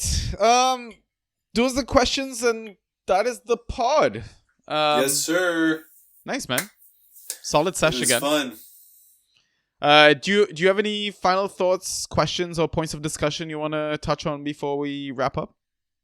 No, I'm just so excited for this upcoming weekend for a return to fantasy normality. We're finally going to get a normal-ish game week, and that should be really fun. Yeah, we're getting like 2 game weeks in 1 week, actually. So yeah. It's a good return. So I'm ignoring the midweek. The midweek is not good. I don't like that. It's weird. Yeah, it's terrible. It makes me uncomfortable. But the weekend, finally. We're back to how things should be. Yeah, exactly. Yeah. I'm not gonna lie though, the one thing I do not enjoy being back in the UK for is the fact that they don't televise these 3 p.m., 4 p.m. kickoff games or whatever. So when you were in Canada, you should have like signed up for whatever Fubo. Fubo. And then you can use VPN from the UK. Sorted, baby. Genuinely. Well, I guess I know my plan for this week. In Norway, it's not even illegal. They're just like people. They're like companies are like, we are not happy that customers are doing this. This is our view. Good day. Oh, John, it was a pleasure having you on the pod again, mate. Yes. Always a pleasure. Do you want to maybe quickly plug your socials as well if anyone has any questions? Just a reminder, John is our Inside Tracks Aston Villa rep. So he knows everything Villa, but he also knows fan tracks. He's one of the most knowledgeable people I know in the game. So, I mean, listen, I'm not just trying to... I'm not just trying to kiss your ass. I genuinely mean it. It's always a pleasure chatting fan tracks with you, chatting data, numbers. But yeah, if you want to plug your socials, how can people find you if they want to engage with you? Yeah, sure. You can find me on Twitter. My @ on there is just my name is John. That's @ my name is John. No spaces, no weird symbols. That's it. Love it. And you can find him in our Discord. That much. I reply a lot, but you won't get a ton of spam in your timeline. Don't worry. But I mean, you're available to talk, and you talk more often in the Discord, right? So yeah, I'm available wherever, whenever. There you go. Get at me. We'll solve some dilemmas together. There you go. Love it.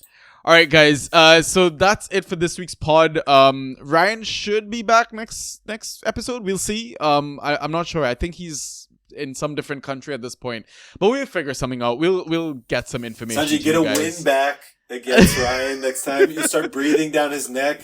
That's what I need to do. Just getting an undercurrent of tension on the pod. Like in an ideal world, he wins the league. I come second. At least, as long as we, one of us is there. Oh, in an ideal world, you want him to win the league? I mean, at least one of us, right? So it's we don't like competitive spirit burning, baby. In an ideal world, you win the league. He comes second. Yeah. I know. What are you talking about, man? Guys, we'll catch you on the next one. Until next time, peace.